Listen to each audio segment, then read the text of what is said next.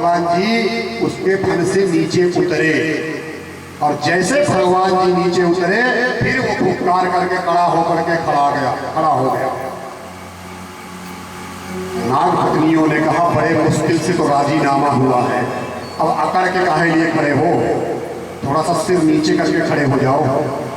इतने मुश्किल से तो हमने इनको अनुनय विनय करके राजीनामा लिखवाया, अभी तुम भी टेढ़े हो रहे हो, इस बार ताता थैया करेंगे तो बचोगे भी नहीं।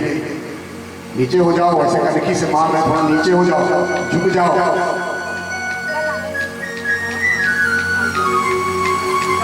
तो वो बोला क्यों झुक जाऊं, मेरी गलती क्या है? अरे कोई भी न्यायाधीश है, मुझे भी तो बोलने का मौका दिया जाए, कोई मेरा भी तो पक्ष सुने। सब लोग उन्हीं का गुणगान करने लिए कि जिसको चाहे मारे, हमारी भी तो सुन लो, मुझे भी बोलने का मौका दिया जाए, मैं भी बोल लूं, उसके बाद आप लोग निर्धारित करें, अगर मेरी गलती है तो मुझे दंड दे।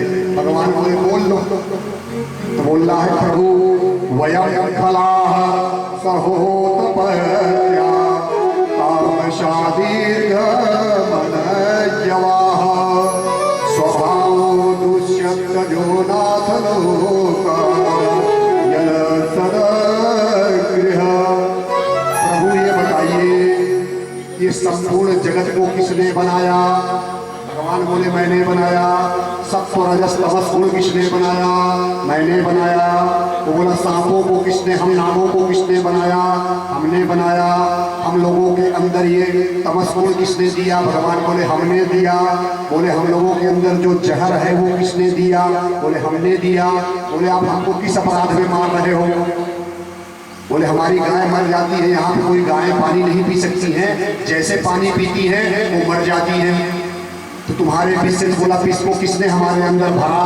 बोले हमने भरा। तो बोला मेरी गलती क्या है कि ताता थैया कर रहे हो मेरे फन के ऊपर? जब आप ही ऐसा बनाए हो तो भाई हमारे शरीर के अंदर आपने जहर भर के बनाया, तो क्या मैं अमृत उगलूंगा गायों के लिए आपके? मेरी गलती क्या है कि मुझे दंड दिया जा रहा है? और मेरी पत्नियां कनखी से इशारा कर रही है कि सिर्फ नीचे कर लो, राजीनामा हुआ है, राजीनामा हुआ है। क्या गलती मैंने किया है? आपने जैसा शरीर बनाया उसके अनुरूप हम कार्य कर रहे हैं। हम क्या संपूर्ण जगत वैसा ही कार्य कर रहे हैं।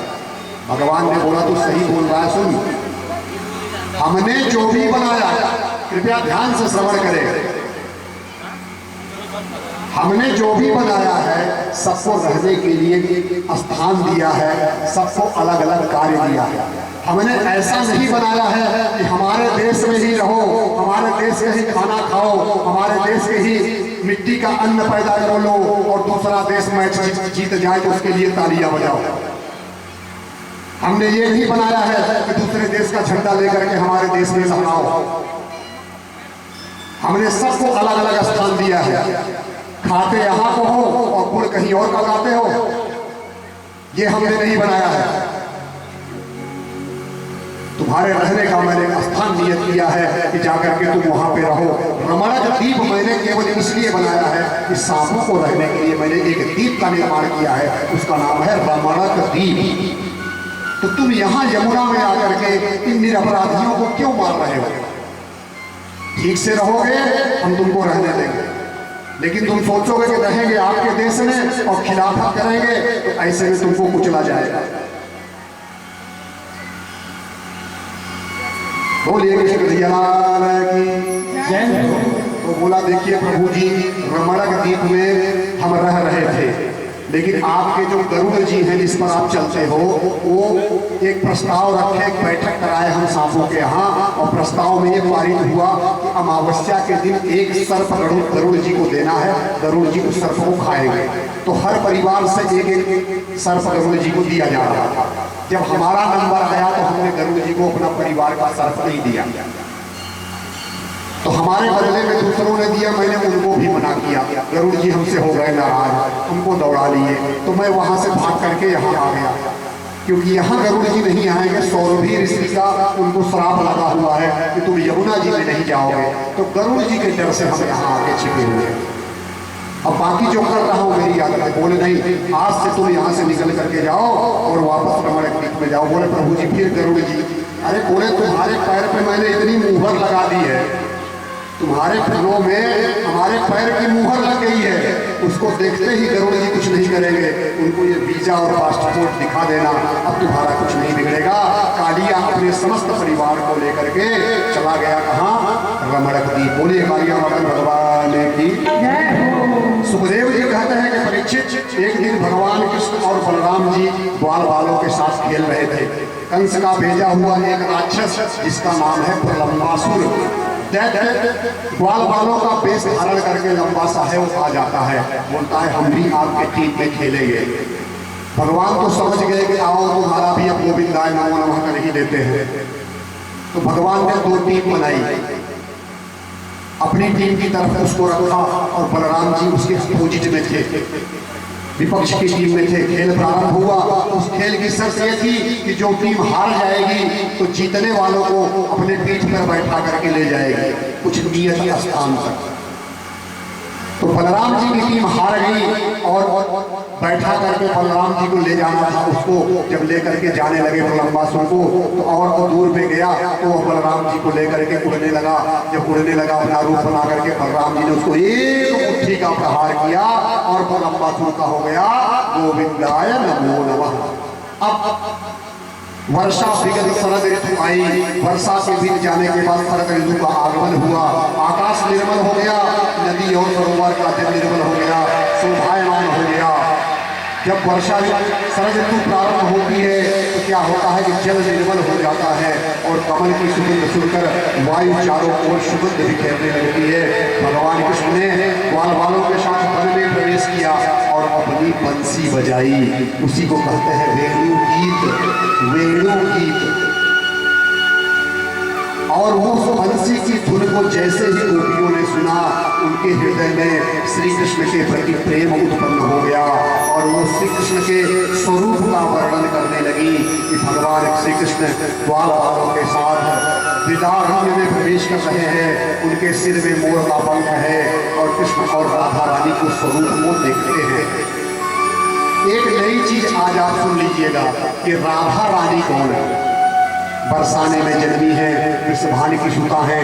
एक दिन आपको मैंने कथा में बताया था कि राधा रानी का उल्लेख कहीं पर भी सुखदेव जी ने नहीं किया है। क्यों नहीं किया है? क्योंकि सुखदेव जी की आराध्या है, सुखदेव जी उनके शासक हैं। अगर सुखदेव जी नाम ले लेते राधा का तो सुखदेव जी की क्या लग जाएगी? समाधि, और 7 दिन में उठ ही नहीं पाएंगे, तो कथा नहीं करते। तो उन्होंने गोपियों का नाम लिया है, राधा का नाम नहीं लिया है। आज आपको बताता हूं कि राधा कौन है। सारगर्भित दर्शन और तत्व के अनुसार बताता हूं कि राधा कौन है।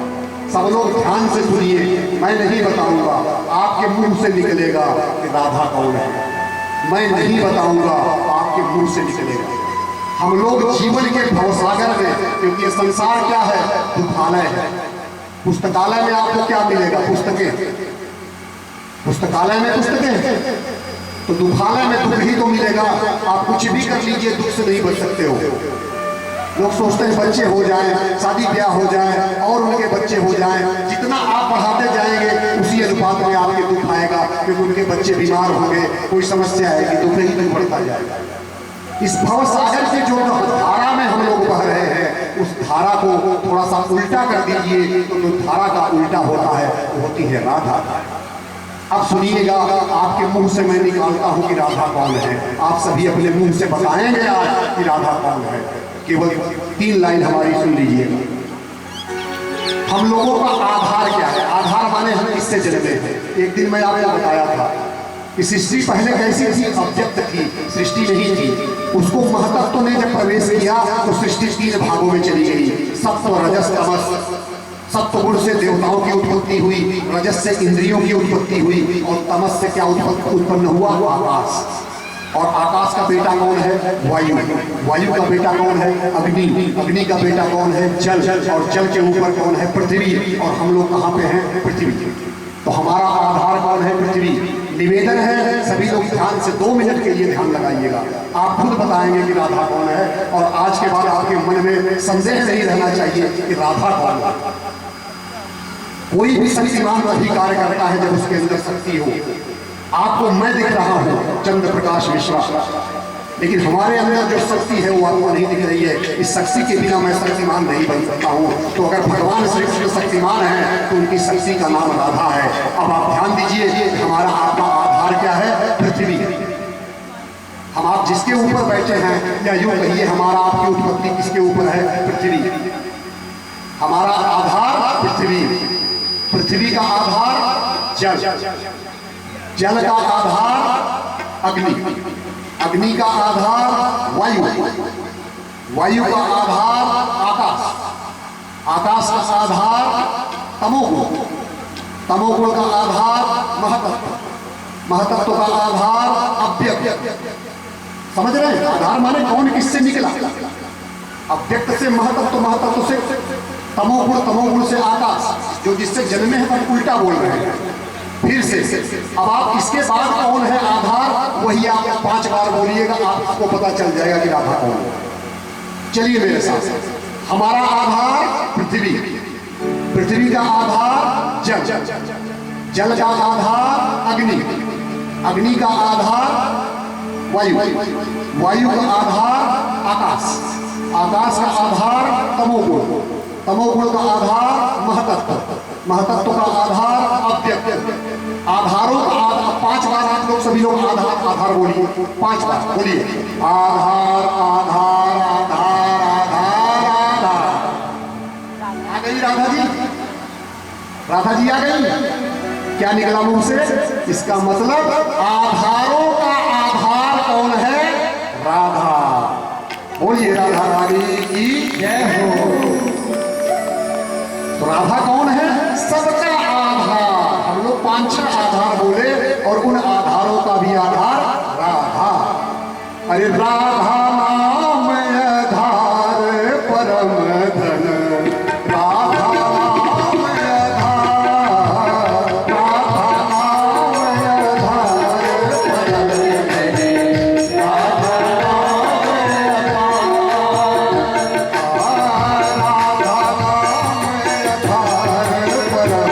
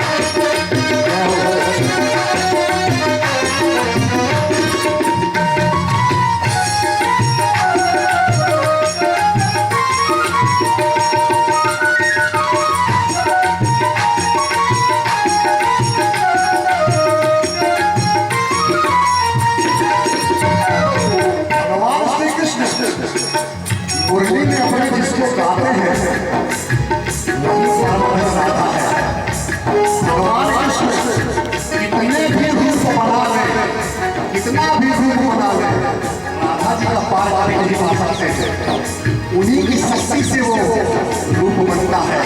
शक्तियां अनंत हैं, शक्तिमान एक है लेकिन शक्ति अनंत है। कहा गया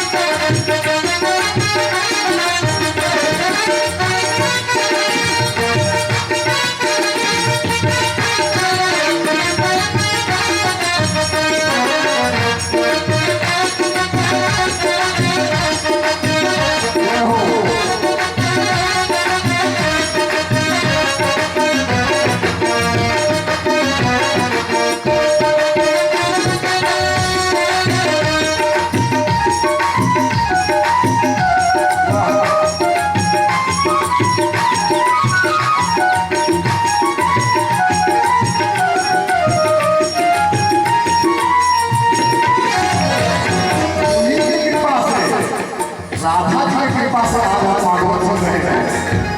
उन्होंने सुखदेव जी को भेजा।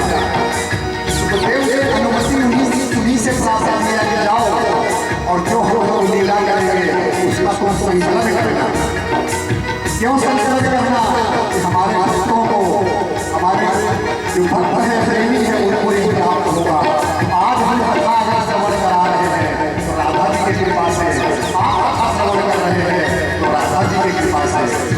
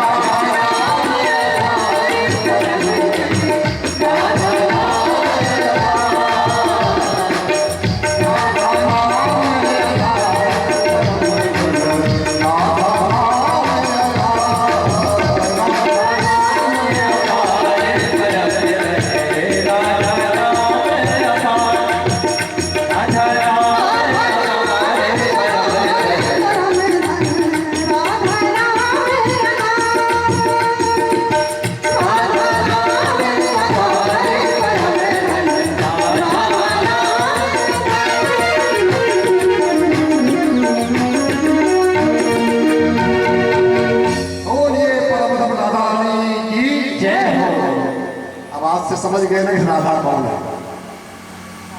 आधार आधार आधार कहते रहिए, अपने आप पता चल जाएगा कि आधारों का आधार ही राधा। अब क्या होता है जब भगवान ने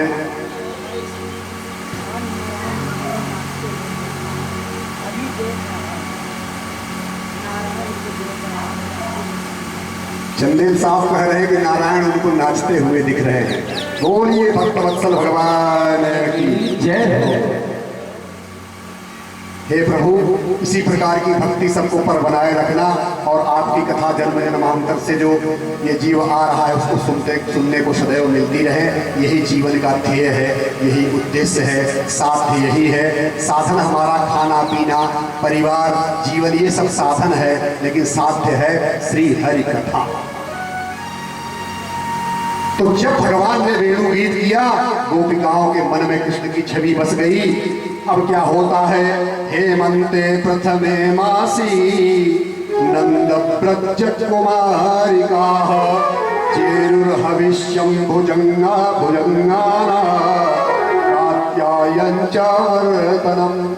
हे परीक्षित, हेमंत ऋतु का प्रथम मास मार्गशीर्ष में ब्रज की गोपियां कुमारियां ब्रह्म मुहूर्त में जागती हैं, यमुना में स्नान करती हैं, बालू की प्रतिमा बनाती हैं, 1650 से उनका पूजन करती हैं। 1 महीना तक गोपियां व्रत करती हैं। इसकी कात्यायनी देवी की इस महीने में कार्तिक मास में, और प्रार्थना करती हैं कात्यायनी मैया से कि कात्यायनी महामाये महायोगिन्यधीश्वरी नंद गोपसुतम देवी पतिम में गुरुते नमः। हे कात्यायनी मैया, हे महायोगेश्वरी, नंद गोप जो हैं भगवान श्री कृष्ण हैं, नंद गोप के जो सुत हैं वो मुझे पति के रूप में प्राप्त हो। गोपियों ने जो 1 महीने का व्रत रखा कात्यायनी का, तो पति के रूप में प्रार्थना कर रही है कि भैया मुझे कृष्ण पति के रूप में प्राप्त हो।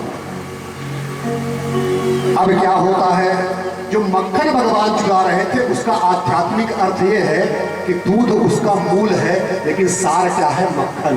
इसका मतलब जो मूल है वो माया है, जो खराब होने वाली चीज होती है ना वो माया है। जैसे हमें आपका शरीर, आपको हमारा शरीर